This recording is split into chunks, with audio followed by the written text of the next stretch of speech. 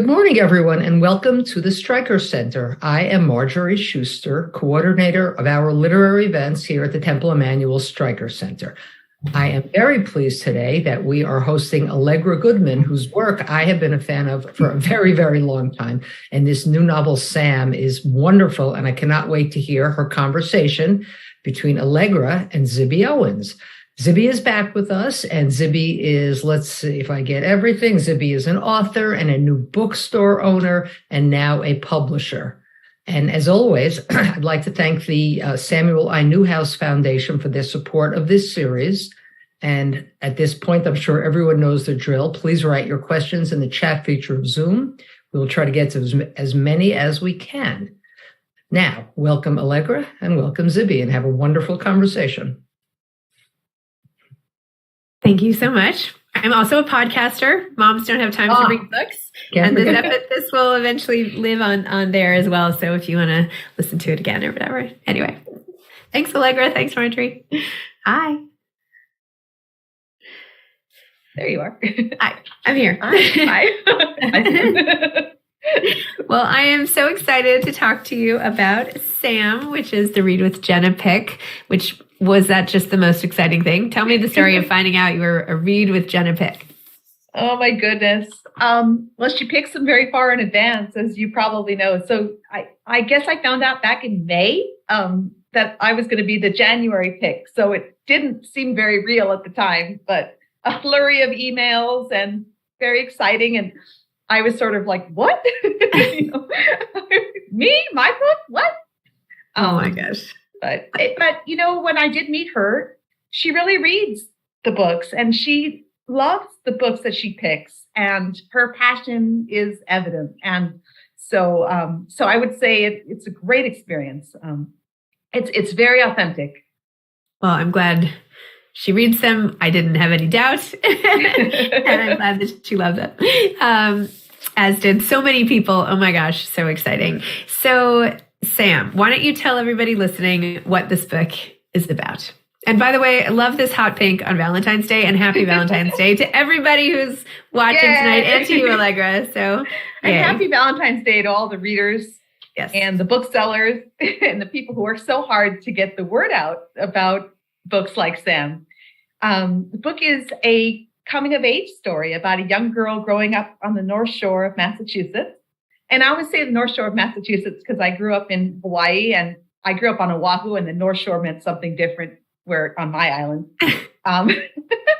But it's a book about, somebody turning into a human being. It starts when she's a little girl, and it shows her heart opening and her mind opening and her becoming aware of the world. And so it is in some ways very simple, because it is a sort of coming of age story. And in some ways it's very complex because people are so complicated, and the heart is so, is so interesting to explore.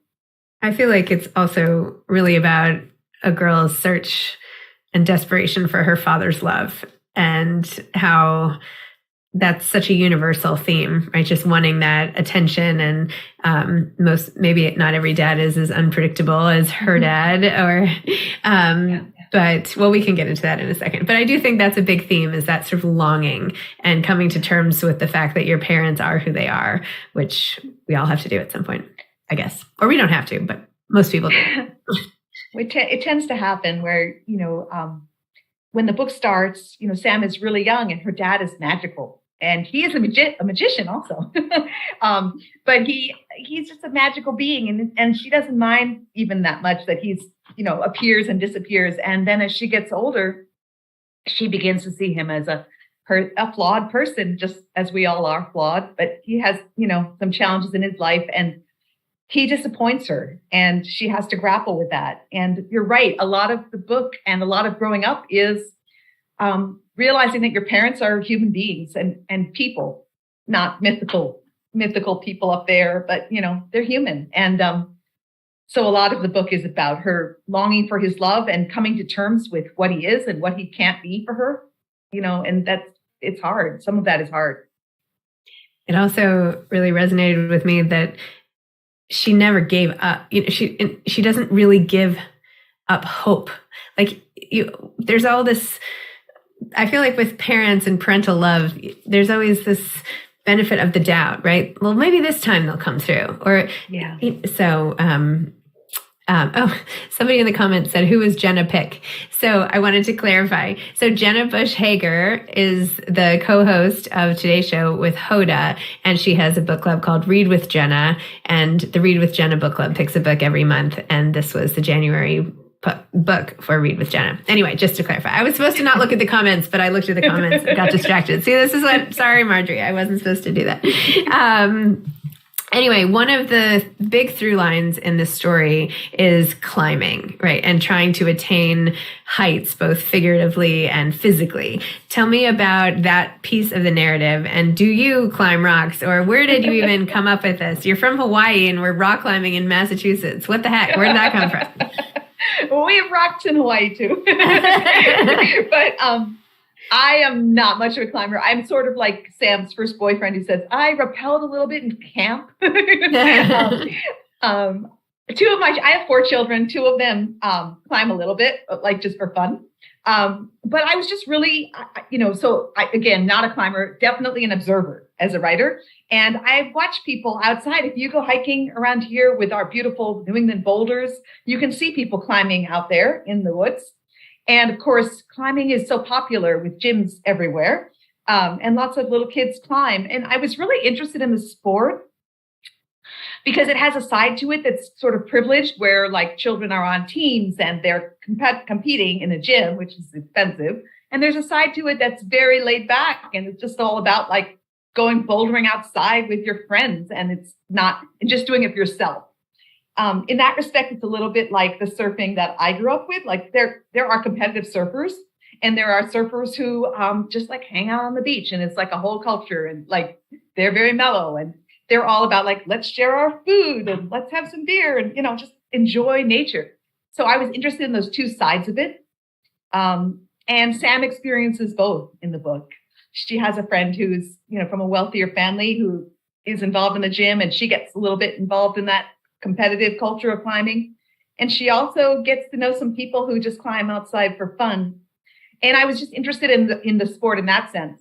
I was also super interested in the idea that like an activity can mean different things to you as you get older. That, the thing that you're really passionate about when you're 10, like you might feel differently about when you're 16, and you might come back to when you're 30 and again, feel differently about it in that way. The other thing that really fascinated me about climbing is that it's a sport that requires a lot of strategy and intellect. So you have to be smart to climb. Like you have to think your way through and how you're going to do something. It's not about brute strength necessarily. And to me, that says a lot about sort of how you go through life. There's no route planned out for you. You have to like figure it out as you go along. And if you make one choice, then that precludes other choices. You put your hand here, and then like, what do you do with your other foot?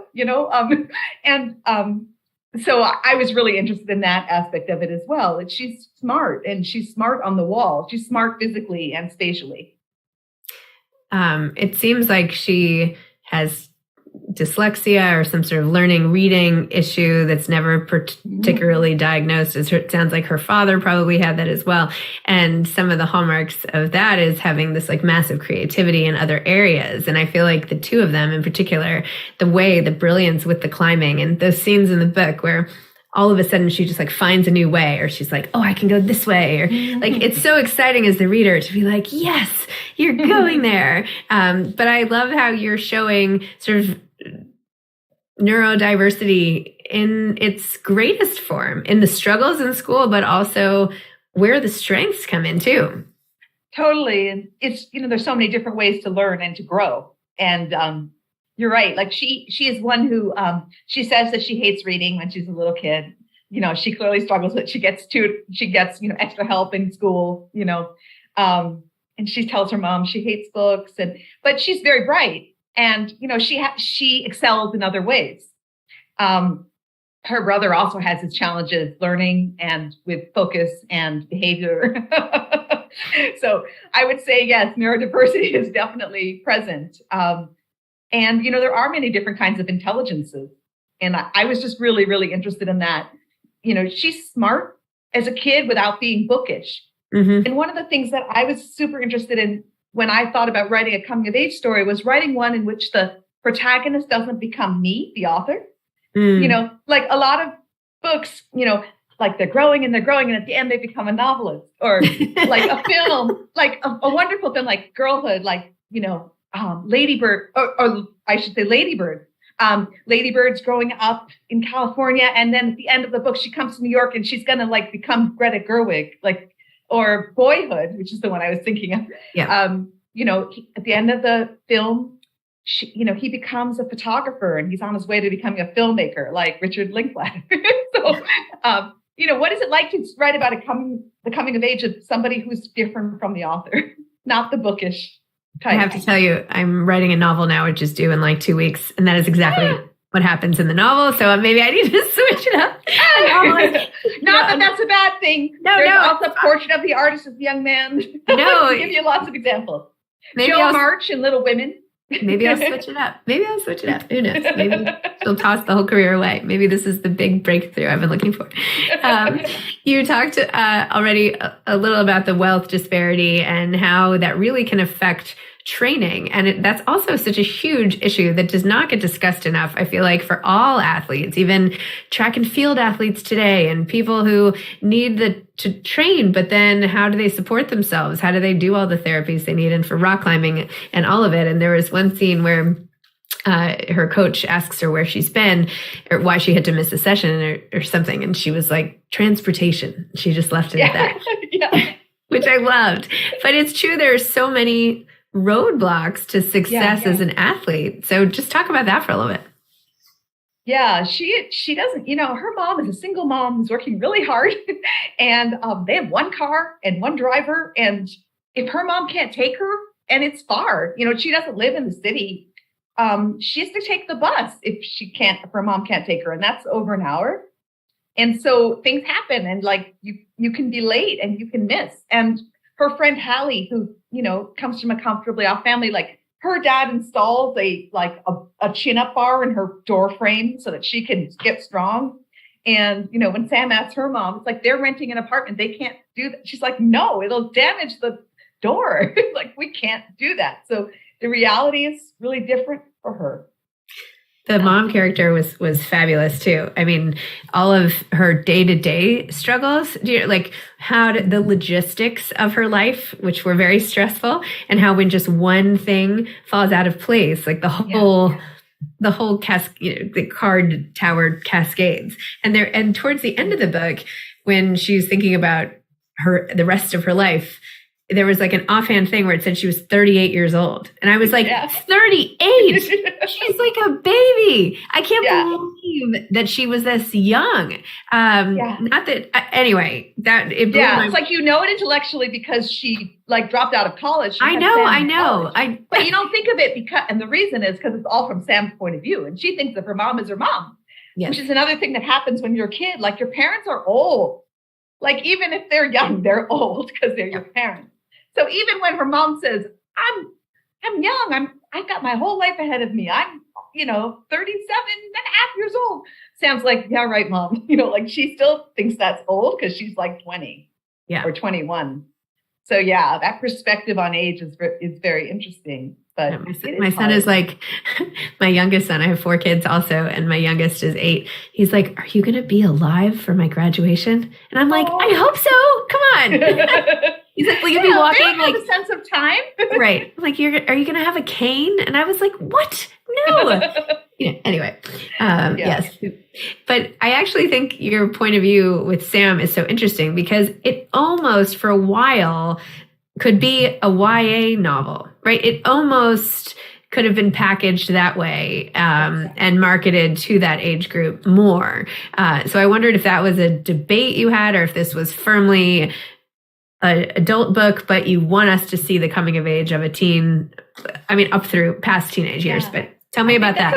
That's a really astute question. I can tell that you're very much in the book world. I'm sorry. No, it's good. I thought about it when I was writing it. I was just sort of like, because one of the things I do in the book is that the language starts very simple because her perspective is a child's perspective, and then it gets more sophisticated as she grows up. But I was afraid that the first people who read this book were going to open it up and be like, is this a children's story? Is this the way, like, what is this? What category is this? And I was happy that my editor just thought of it as really a book for adults. And of course, there is crossover. Lots of adults read books for so-called books for children, or why these are just marketing categories that break down, of course. But she really thought, like, she saw that it was more sophisticated than it let on at the beginning. And she saw that it was really about the process and the growth of this girl. So yeah, it starts off simple, like a children's story. And you're like, oh, this is this little girl and she's in school, like Beverly Cleary, like what is happening? And then, but it takes her from the inside through adolescence and becoming a young woman as well.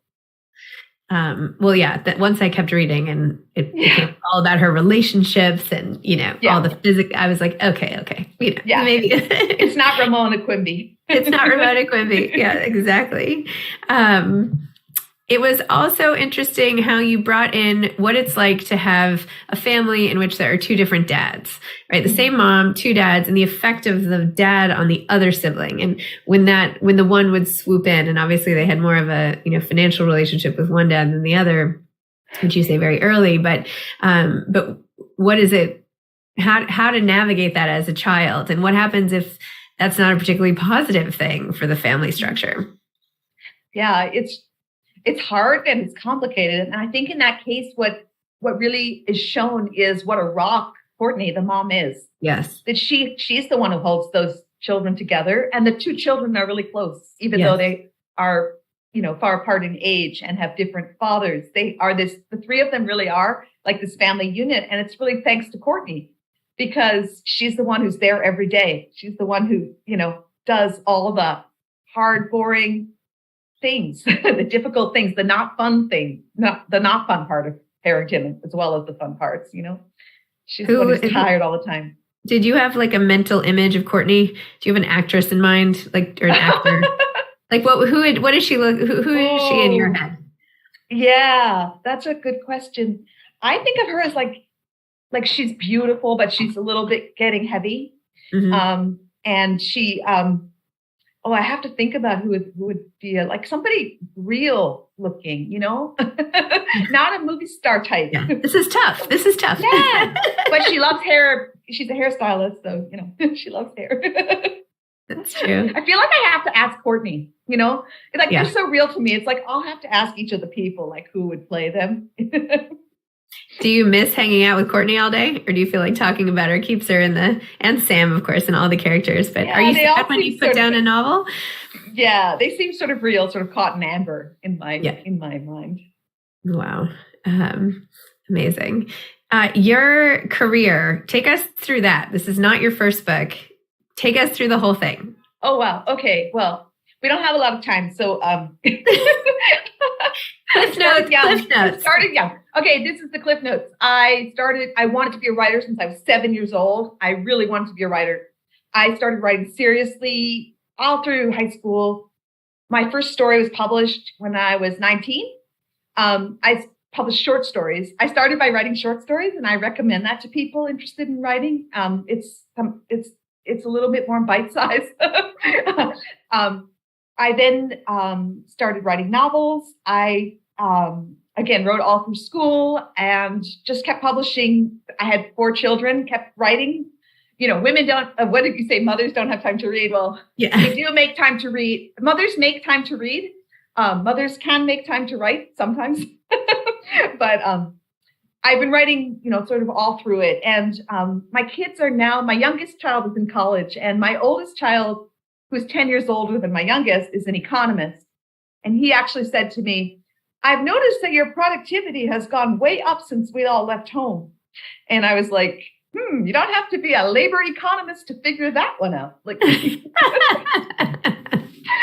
so I am writing more now, I would say, than when my children were all little, but I kept working at it steadily. And so I've written like 8 or 9 books, or maybe 10. I'm not sure. You just lose track after a while. You're just that prolific. It's like, no, I don't focus on that. I work on the thing at hand. I live in the moment. Nice. I like it. And what, are you writing something new now? Yes, I am doing a couple things. I have a new novel, which is coming out in 2025. I think it's scheduled for, which it seems like tomorrow. So, and I wrote a lot of it when I was writing this book, which is weird. Oh. It's a very, very different book, but I wrote them at the same time. But I don't talk about the stuff that I'm, in the middle of until it's really done. Wait, how did you write 2 books at the same time? Take me through it, and I don't do a day of that. Yeah. Well, here's the thing. I write I like to sort of be one of those writers who sort of chips away at things. I like a little bit at a time. So after like 3 hours on something, I get really tired. So what I do is like a session in the morning on, say, Sam. And then in the afternoon, I do the other project because I'd be done for the day on the first one, if that makes sense.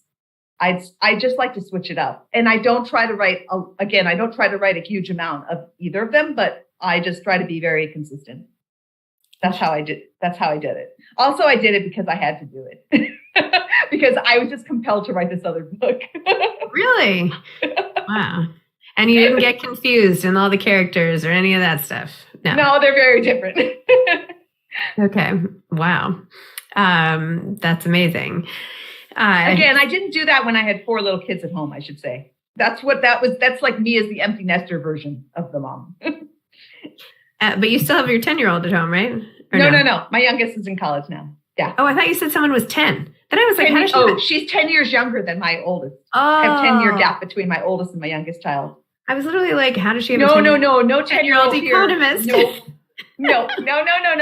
My oldest is an economist and he's 30. I have a 27-year-old, a 23-year-old, and a 20-year-old. I see. So that's it. Yeah. Okay. So now like the floodgates are open and you're just writing nonstop. You got nothing to hold you back. I have no one to blame anymore, which is the problem. No one to blame except myself if things don't go well. That's another way to look at it. There's a theme sort of coursing through this book, both in Sam's relationships with the men in her life, including her father and her mom's other, I don't even know what to call that guy, her brother's father. And the relationships that she gets in. And I feel like there aren't a lot of men in here that make you feel really good about men. Mm-hmm. What was that about? And where did that come from?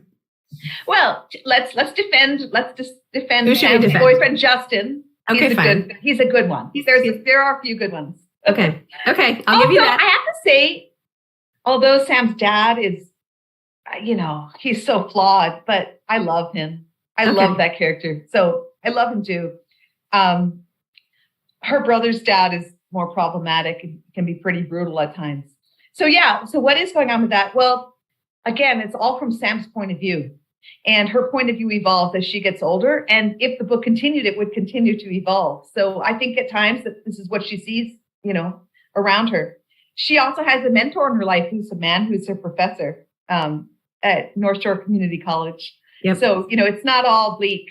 There's kindness, but yeah, no, I hear what you're saying. It's, I think it's tough. She sees the world all through her own eyes and comes to see it through her mom's eyes. And her mom is a single mom, left to do really everything. So I like how her first relationship, she was sort of just not into the whole thing at all. And, she's like almost wondering, like, maybe I'm gay or maybe this, or I don't know. And then she, in her second, not to give anything away, but just in her second relationship, she's like, oh, this is why people kiss. Yeah. That was awesome. Thanks. Any experiences in your own life that have informed this novel? Oh, no, I'm not a memoirist. It's all purely fiction.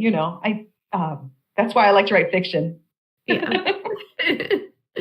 Well, it is great because you see in her development and Sam's development, what she's looking for. And at times you don't know what you're looking for until you know who you are. Right. And so those things kind of develop in parallel, I feel like. Did you do that on purpose?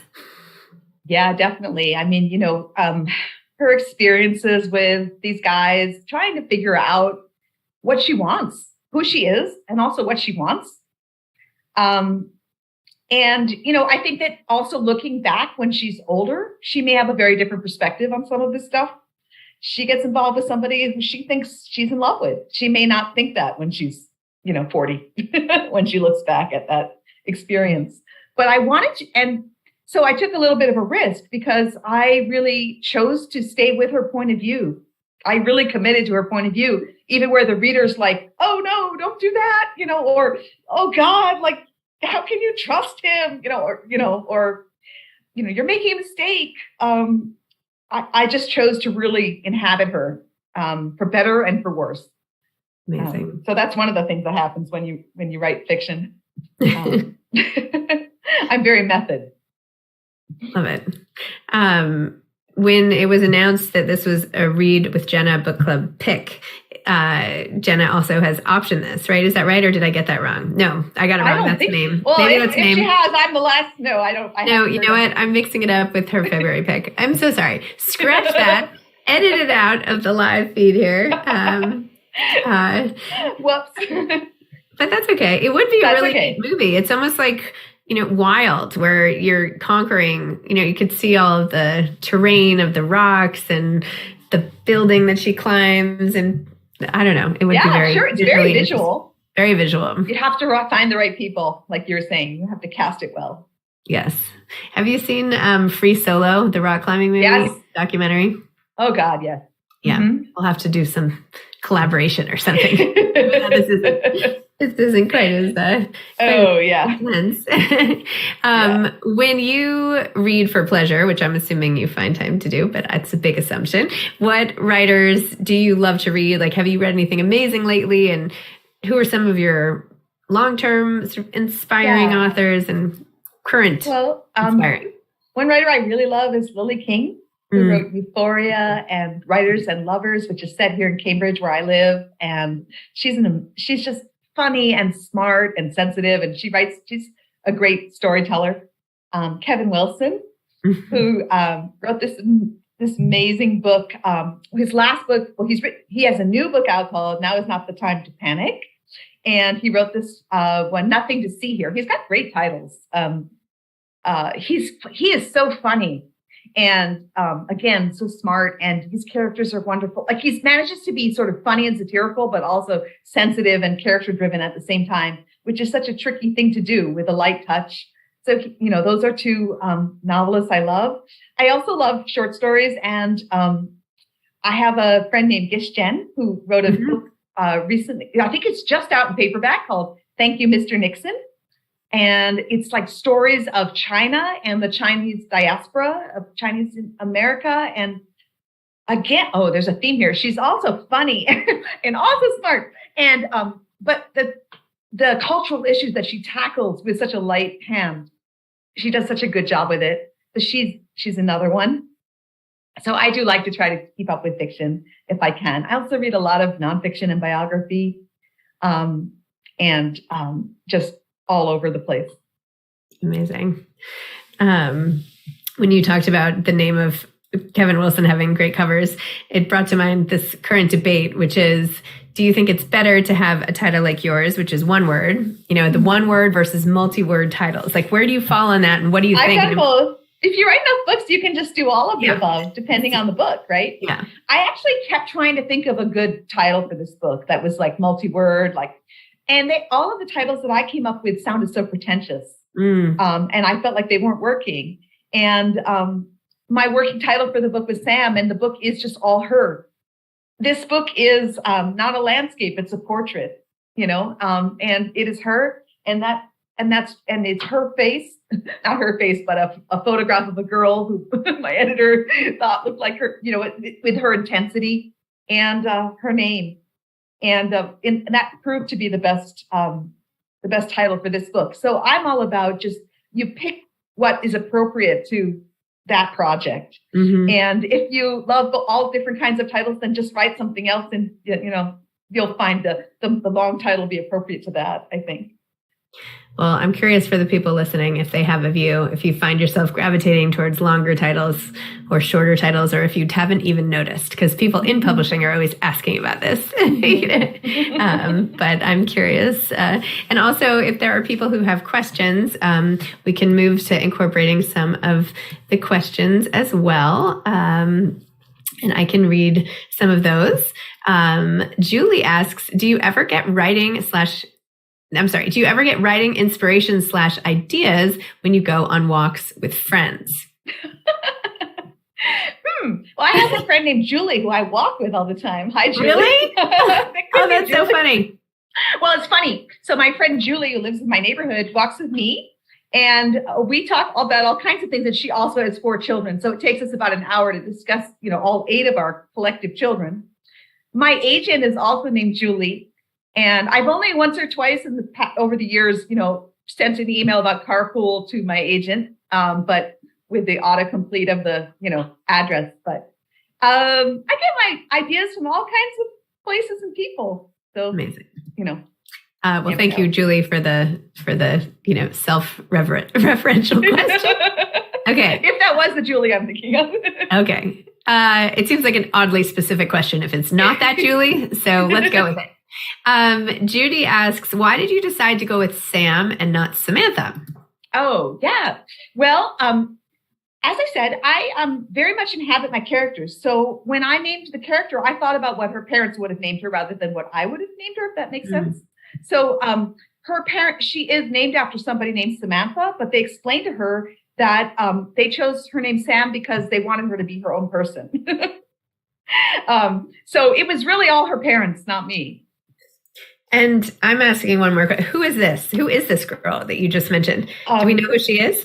I don't know who she is. It is a wonderful photographer. I believe it's somebody from like Croatia or something. And it's sort of an art photographer. And they chose this image that she used.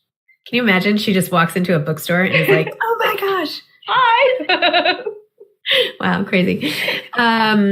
Okay. Susan asks, what are you just answered this basically, but what are some of your favorite novels and authors that have inspired you? Is there anyone you left out that you want to add? I can't think of it, on the fly so much, okay. But there are tons. Okay. Tamar asked, have your books ever been optioned for screen? Not this one, and who do you see playing these characters? I know we tried that. They have been optioned, but a lot of books that are optioned aren't actually made into a movie or made into a TV series. So yes, a couple of them have. I haven't yet. I have to think about who would play Sam, and it would have to be like a very not too girly actress. Yeah. I think I'd go for like real rather than Hollywood looking. If I had the choice. Can we just talk for 2 seconds about your past books? Which ones? I'm going to just read the titles here in case there are people who might want to go experience your backlist. In fact, here, I'm going to put it in the chat in case, actually, they're not letting me do that, but I'm putting your website in the chat for people who want to check. Yeah, you can see them all there. Check you out. Okay, so which of these has been optioned? Total Immersion, Paradise Park, The Family Markowitz, The Other Side of the Island, The Cookbook Collector, and The Chalk Artist. So Intuition. And speaking of writing a brief rhetoric. Yeah. Rhetoric. Intuition was optioned. Amazing. And I feel like there was another one, but I can't remember which one it was. But it was definitely, Intuition was optioned for like a film and then for a television series, like all different kinds of things, but didn't turn into one. Okay. Okay. All still available, I think. Okay. Sorry, I don't mean to harp on this. It's just, that was the question. Okay. Gwen asks, can you tell us a bit about the 2 fathers in Sam? Did you write Mitchell to be sympathetic? Again, I wrote him through Sam's eyes. So sometimes he seems sympathetic and sometimes he seems horrible. And, you just see her love for him and her, just as Zibby said, her longing for him and also her heartbreak. So to me, he was sympathetic. But again, you just see him. It's sort of like you see him colored, through her different ages and through her eyes. And she changes as time goes on. Okay. Nancy asked, this is a good question. Who are your first readers and how long does it take for you to write a novel? Yeah, who are your first readers? I'm going to start asking that, Nancy. Thank you for that. No, Gwen. Yeah, Nancy. Thank you. I've grown to have fewer and fewer people read my stuff. At the beginning, when I was younger, I used to be with my parents when I was really young. My sister and my parents, they're great readers. My sister is super smart, super literary, a doctor, but she is a great critic. But lately, I've been sort of really trying. I just have felt the need to kind of get everything the way I want it before I show. I don't sort of show chapters as I go as much as I used to. So often it'll be my agent, Julie, who reads it first. And she often has many thoughts and wonderful ideas and criticisms. And then I take that feedback and I work on it. And then my editor will be probably my second major reader. So they've kind of become my sounding boards in a lot of ways. Do you have your kids read? My kids, I don't press it on them, and but they're old enough now that if they want to read, they will read it themselves. So my oldest son has read quite a bit, and my daughter, who the book is dedicated to, she says, I read the books that are dedicated to me. So it may be a while before she reads another one. Yes, to Miranda. I was waiting for a whole long thing, but she got it short and sweet over there. Good for you, Miranda. Okay. Brenda asks, can you talk a bit about the theme of dreams in the novel? Oh, interesting. You mean dreams as in a sort of like ambitions of things that you want to do when you get old? She does not specify, so you take that however you want. Okay. Well, I would say that Sam's dad is the real dreamer in the book. He's always has a plan. He's always got a scheme, and he's so creative, and he's the arty one. He's the artist. And that's where Sam kind of gets that part of her from. And I think part of what happens in the book is she starts acknowledging that part of her dad, which is sweet and innocent and not so scary and unpredictable and terrible. Okay. Michelle asks, do you handwrite or type? I do both. I handwrite a lot of notes. I then compose on the keyboard, but then I do most of my revisions I do by hand. So I'll print it out and then I'll write all over it. And I recommend this to people writing novels. I think you can see a lot more on the paper than you can when you're scrolling on the screen. So I think both are really useful. I also think if you get really stuck when you're in the front of your computer and you start freezing up, it can be really good just to take a notebook, go outside, unplug, and just write by hand and pretend you're not writing or pretend you're not working. Pretend you're journaling. And sometimes that can free up the imagination a little bit. Interesting. Janice asks, do you know the ending of the story or does it reveal itself to you as you write? That's a great question. It depends on the story and the project. Sometimes I really struggle with the ending. In this book, I had the first half of the book and then I was sort of like, wait, which direction should Sam go in? And I wrote many different possibilities. Unfortunately, this took a long time. Back to the question, how long does it take you to write a book? So that, it takes me a really long time because I make a lot of mistakes and I go down a lot of false paths. And I seem to have to write my way into it and out of it again. So that takes time, but I start exploring different possibilities. And then other things, often with a short story, I'll know where I want it to end. But then in the revision process, which is extensive, sometimes I come up with a better ending. The first impulse is not always the truest and the best. The first impulse could be the more conventional one. It could be, it could be something you can improve. So, but then again, sometimes it is, sometimes it's just right. So a lot of the art of anything, science, fiction, is sort of knowing what's significant and what is working and what you can discard. And that discernment is a lot of the creativity in my work. I like that. I have a random question, which is, what do you like to eat while you're writing? Do you snack while you go? Do you stop for a nice big lunch? What are some of your go-tos for the course of the writing day? I definitely stop for lunch. I eat breakfast. I never skip a meal because otherwise I get very hangry and grumpy and my characters probably get, devolve. Also, I write a lot of like food in my books. So if I'm like getting hungry, I notice like the meals are getting more elaborate. But generally my go-to snack is black licorice, which nobody in my family likes. So it's like they won't eat it. Yeah. So they don't eat it before I can get to it, which is true of most of the things that I like. I like it. Amalia asks, can you tell us a bit about total immersion? Yes, Total Immersion was my very first book of short stories. And I wrote it when I was in college.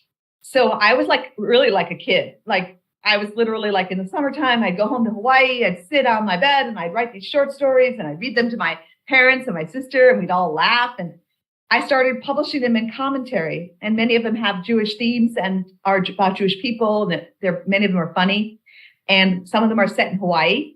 And then when I was a junior in college, that's when an agent called me out of the blue, like in my dorm room. And she said she'd read the stories in the magazine. I wondered if I had enough to put together in a book and that she could sell the book. So I was like, sure. I sent her what I had and she sold it to what was then Harper and Row. This is many years ago. And it's now HarperCollins, to an editor there. And that was published right when I graduated from college.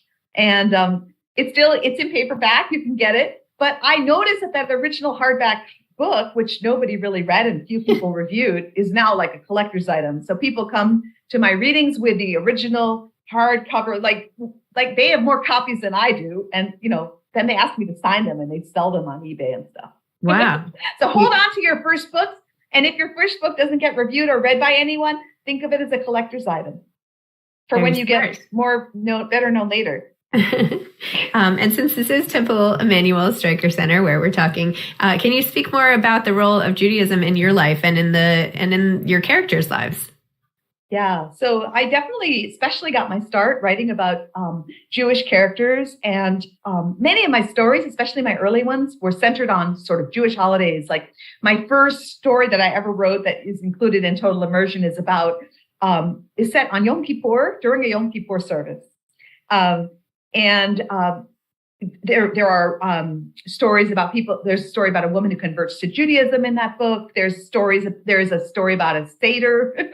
I've written a lot of stuff like that. And I find the American Jewish experience like an incredibly rich topic. And the community is broad and it's diverse. And there's so much to write about.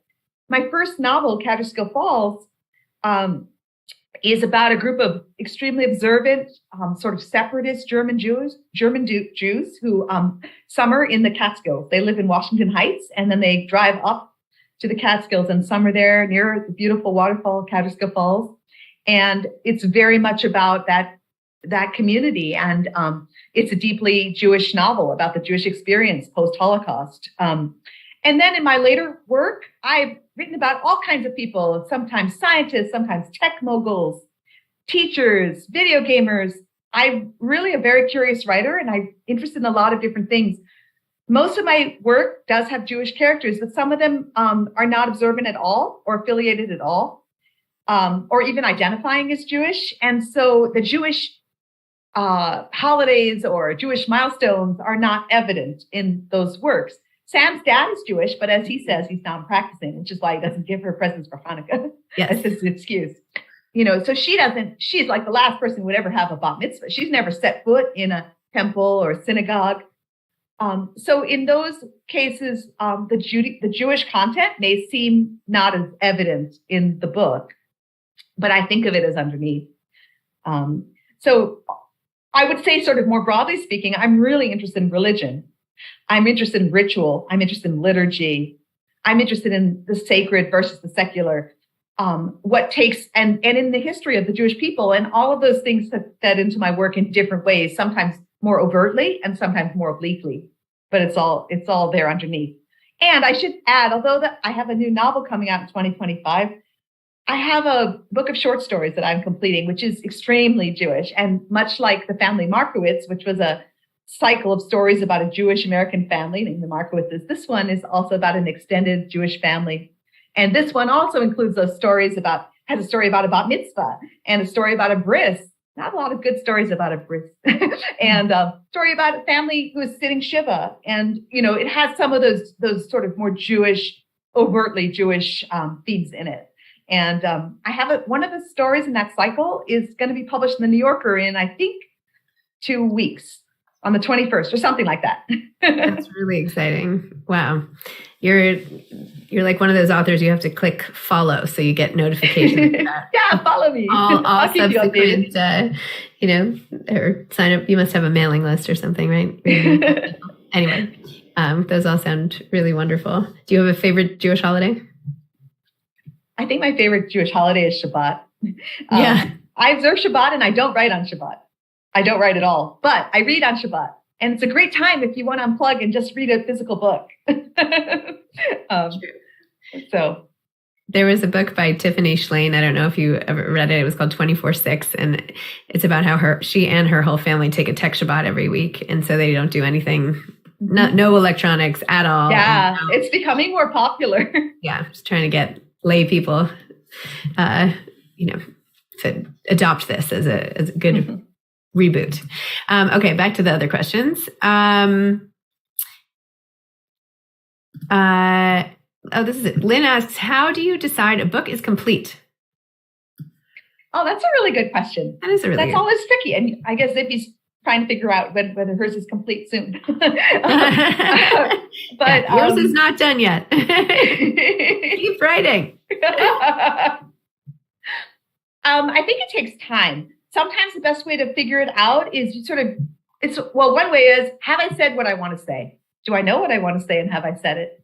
Do I feel a sense of roundness in the ending? And then I would put it away and I would say that's provisionally done. And then, maybe take it up again a few weeks later or a few months later and say, is this really done? And then I think it's okay to also get feedback from your first readers or listeners or from your editor or, are people satisfied? I guess I would look for a sense of arrival at the end of your book. Has your character arrived? And some books have heavy duty plots where everything has to be solved. And some books have an emotional payoff where you get to a feeling at the end. And that could be your ending. So it all depends on the project.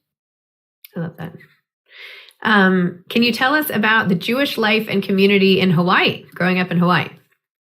Yeah, well, when I was growing up in Hawaii, the Jewish community was very small. We had no Stryker Center. We did have a Temple Emanu-El though. We did have a Temple Emanu-El. It's a Reform temple. The only like physical synagogue there. There were no kosher butchers and my family kept kosher. So we ordered our meat from Long Beach, California. And my mom used to drive the station wagon down to the dock to pick up the meat, which we'd get like 6 months at a time. And she always used to say, you have to be there on time because they will unload it on the dock and it will start melting. It's hot there. So, you don't want your meat to spoil. And we had an extra freezer to keep our kosher meat in. It was very, very small. Just not a lot of institutional Judaism there. But the people who chose to be affiliated, chose to be involved, were very involved. And it was parents teaching kids, and we all knew each other. And so, and I would say that Hawaii is so beautiful, and it's such a beautiful place to grow up. How did your shoes? Are either of your parents native to Hawaii? How did you end up there? My parents are not native to Hawaii. My dad is from LA and my mom was from Brooklyn, and they both were academics who taught at the University of Hawaii. So that's how they taught there for 25 years. And that's how we ended up there. Wow. So cool. Well, take a stab at this one. Kate asks, what author do you think was overlooked by the Nobel Committee? I don't keep track of the Nobel Committee. I'm sure many were overlooked. You have to be alive to get the Nobel, for one thing. But I'm not sure how they work, So okay, pass. Can't say. You get a pass. We could do we should do this you get to call. I think there are authors who feel that they have been overlooked. I feel like Philip Roth felt that he had been overlooked. He sort of won everything else and never got his Nobel Prize. But it's okay. You can't win them all, Philip. Okay, Ruth asks, what's your connection to the German Jewish community in Washington Heights? Well, I don't have a direct connection to them. As I said, I'm a curious writer who likes to do research. And I was really interested in this idea of a remnant of a Jewish community coming from Germany. My grandfather, who died when I was pretty young, made his living as a German teacher, and German was his first language, and he was an immigrant. And I was really interested in what really interested me was that this love for German culture, even after the Holocaust, that he said to me, I think German is the most beautiful language in the world, even after he had escaped, gotten out of there. So that situation interested me. And then I did a lot of research. I also spent a lot of time up in the Catskill where there were people from German Jewish communities summering. So as a child, I also had that participant observation mode. Kate said Philip Roth was exactly the answer she was hoping for, by the way. So you passed that. I passed. You passed.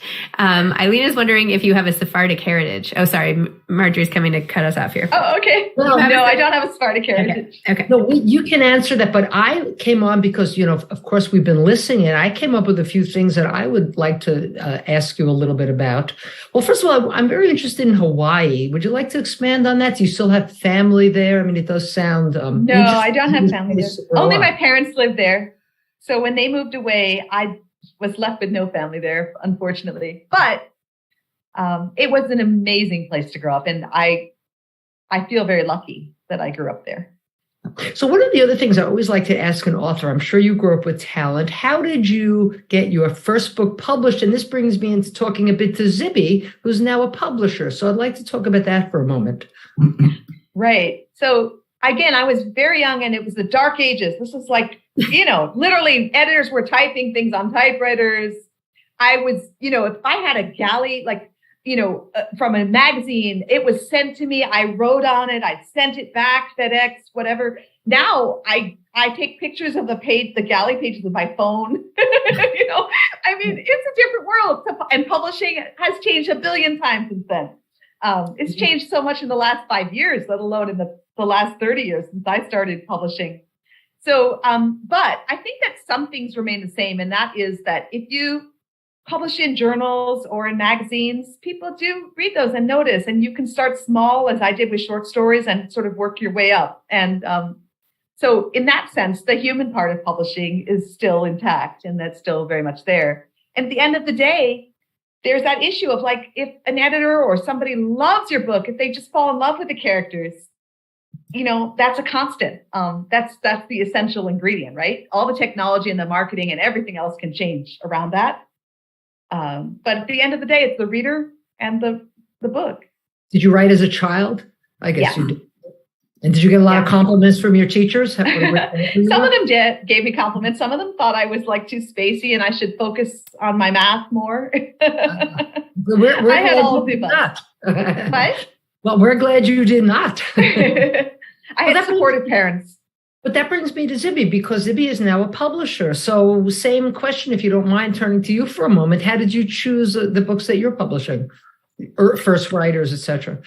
Yes. Well, thank you for this layup question. Our first book just came out. It's called My What If Year, a memoir about a 40-year-old Latina and Jewish woman who took a year off from her busy life as a CEO to try 4 internships around the world: Broadway in New York City, in Scotland in hospitality, in London in the London art world, and then online fitness. That was when I was starting the publishing company in July of 2021, and she had written an essay for the magazine that we have called Zibby Mag, which was then called Moms Didn't Have Time to Write. And I loved it so much. It was about the fitness thing. And in the little bio she had given us, it said she's at work on a book. And I emailed her out of the blue and I was like, I loved your essay. What's going on with this book? Have you sold it? And she said, no, I haven't sold it. I have an agent. But I was like, could you just hold it for a minute? I'm starting a publishing company. Could you just wait for a little bit? Please, I want to publish your book. And she was like, great. But basically we're publishing 12 books a year. Sorry for this, Allegra. We're publishing 12 books a year in fiction and memoir, all contemporary fiction and memoir, all by women so far. We have our schedule through the end of 2024 at this point, and all of the books have a strong sense of voice and place, propulsive narrative, and beautiful writing. So Sam would have fit right in. And we're excited to bring our books out to readers. We even have a subscription program, so you can just join our book club and get one every month. It's all on zibbybooks.com. And Alicia's book, which came out last week, My What If Year, has been going gangbusters. We're so excited. CNN, GMA, MSNBC. We have news of another exciting thing Friday. I mean, there's just all sorts of stuff. So it's been incredibly rewarding, but mostly we want books that make people think and feel and maybe improve their lives a little bit. So, well, we're going to wind up in a moment or two, but for both of you, this is for the publisher and for the author. How much influence do you have on the cover? Let's start with the author. The cover, the title, things like that. And I guess then the publisher can answer that. I have a lot of influence on the title. I have some influence on the cover. I think if I really hated the cover, they would have tried something else. But I have in the past, in past books, I've vetoed covers. I guess I kind of have veto approved. But I guess you get to a certain point. No, but I love this cover. So I got really lucky, and I've had beautiful covers. And I would also say that it's a conversation. The cover is a conversation. The agent, the editor, the author. Right. Yeah, for us, we work really closely with all our authors at sort of every stage, from marketing to covers to everything. So they give us their wish list of things they like in the cover, and then we take all that into consideration and what we all think and make a cover design brief, and then get our designs back. And if we don't like the whole first round, we don't even bother to show it. We have to show something that we all get excited about. And then the author comes and makes changes, and we want the author to be super happy. I mean, this is your thing. You have to spend all this time holding up and marketing and being like, I love it. This is it. And if you hate it, that's really tough. So we want everybody to be happy.